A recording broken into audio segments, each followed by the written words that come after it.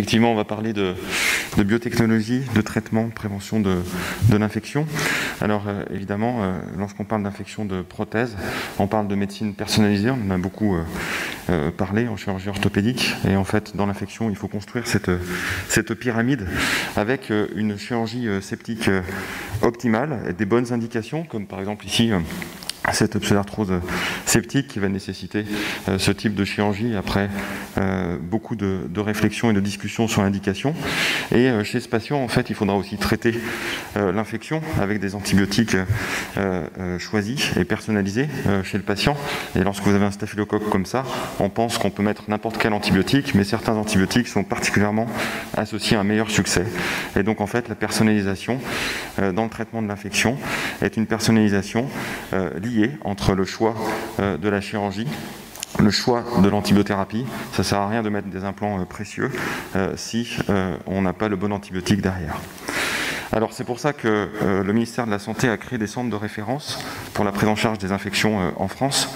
Et nous, à Lyon, on a développé cette thématique à travers le soin et à travers la recherche, avec un nombre de nouveaux patients qui croît, qui a atteint un plateau. Des patients qui viennent de loin, mais on est à 1000 nouveaux patients par an, avec des patients compliqués. Et nous avons réussi à mettre en place des meetings multidisciplinaires au lit du patient pour prendre ensemble les bonnes décisions. Et tout ça permet d'atteindre, on espère, le haut de la pyramide, c'est-à-dire de pouvoir proposer des traitements innovants à ces patients. Il y en a plusieurs. On va se focaliser aujourd'hui simplement sur 2 traitements que je trouve innovants. C'est les ciments aux antibiotiques et les bactériophages. Concernant les ciments aux antibiotiques, vous savez que les ciments aux antibiotiques existent depuis plus de 30 ans, mais ils n'étaient pas forcément bien utilisés.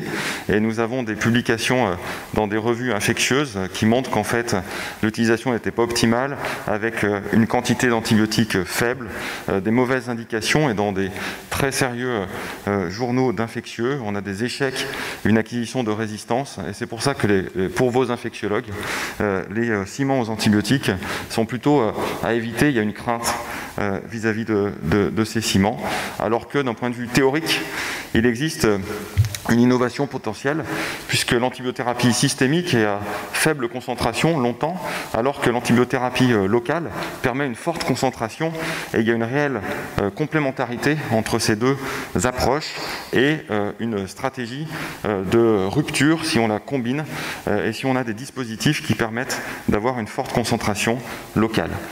Voici une courbe de délivrance d'antibiotiques, la gentamicine, un ciment que vous utilisez tous. Vous voyez que la concentration maximale est vraiment dans les premiers jours, et rapidement on passe en dessous d'une concentration critique, alors qu'il existe des ciments commerciaux qui délivrent 2 antibiotiques à des concentrations plus importantes, et vous voyez qu'on est au-dessus de ce seuil bien plus longtemps. Et nous avons étudié ces ciments au laboratoire dans des modèles de biofilms où ces ciments préviennent, inhibent la formation de biofilms, le ciment A, vous voyez, mais le ciment B qui combine les antibiotiques inhibe plus fort la formation de biofilms. Et ce qui est intéressant dans nos modèles, c'est que nous avons infecté ces ciments 9 jours après leur reconstitution, puisqu'en fait en clinique le patient ne s'infecte pas le jour de la chirurgie, mais possiblement dans les jours qui suivent. Et vous voyez qu'au 9e jour, à droite, ces ciments avec plusieurs antibiotiques inhibent de manière plus forte le biofilm in vitro. Donc nous avons un certain nombre de papiers soumis sur l'effet possiblement de ces ciments avec plusieurs antibiotiques dans la prévention de l'infection. On va parler maintenant de bactériophages. Qu'est-ce qu'un bactériophage? C'est un virus qui cible une bactérie. Donc vous voyez que le coronavirus cible en ce moment les cellules humaines, l'homme, et en fait dans le monde bactérien il existe aussi des virus qui tuent les bactéries. Ce sont des virus spécifiques qui sont largement abondants dans la biosphère, et en fait l'ennemi de mon ennemi est mon ami, et ces virus, on essaye d'apprendre à mieux les connaître. Lorsque vous buvez un verre d'eau de votre robinet, il existe des millions de bactériophages dedans qui ciblent des bactéries de l'environnement. Et notre projet à Lyon est de pouvoir produire une préparation pharmaceutique qui contient des bactériophages actifs sur la bactérie qui infecte votre patient à très forte concentration. Et ce bactériophage est beaucoup plus petit que la bactérie, mais vous avez ici notre ennemi, le staphylocoque doré, et vous voyez notre ami qui le dévore littéralement, et vous avez même des vidéos où vous voyez cette multiplication bactérienne.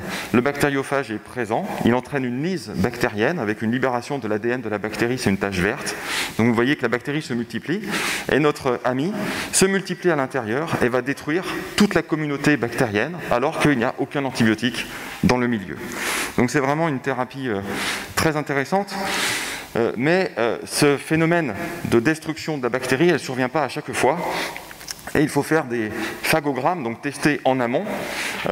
Phagogrammes, comme on fait des antibiogrammes, il faut tester ces fameux virus pour savoir s'ils sont efficaces.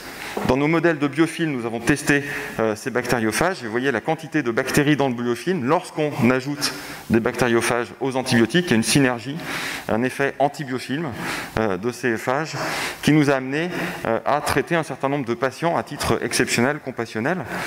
Un patient de 80 ans qui a une infection de prothèse de genou gauche à staphylocoque avec des récidives, un patient qui fait des échecs sous antibiotiques, il a une situation orthopédique complexe, vous voyez que c'est une prothèse de révision.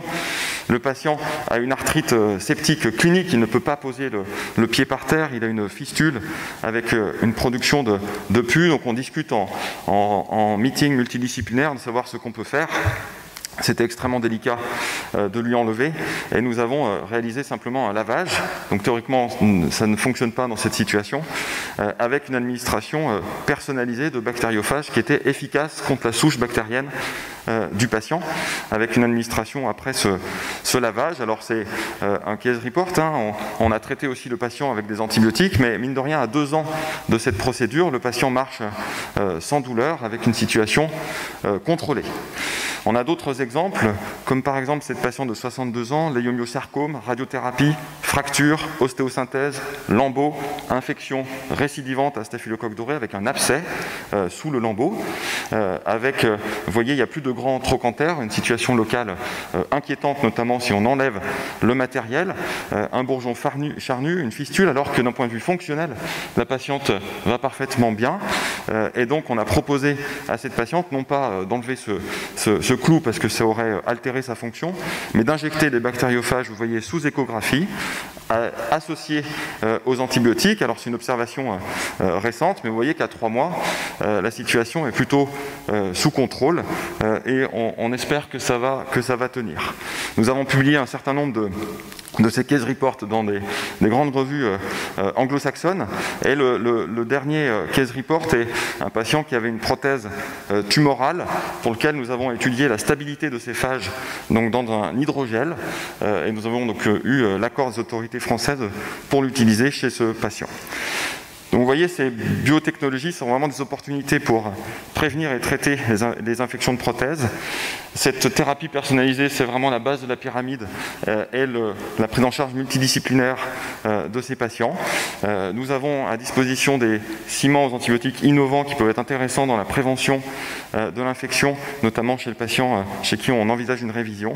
Et pour ces phages, ils ont un réel potentiel, notamment dans l'infection sur prothèse de genou. Et nous avons des projets de développement académique et vous pouvez nous soutenir et notamment soutenir notre projet qui s'appelle Phage in Lyon, dont le but est de promouvoir et de développer cette thérapie personnalisée. Je remercie tous mes collègues de Lyon et je vous remercie pour votre attention.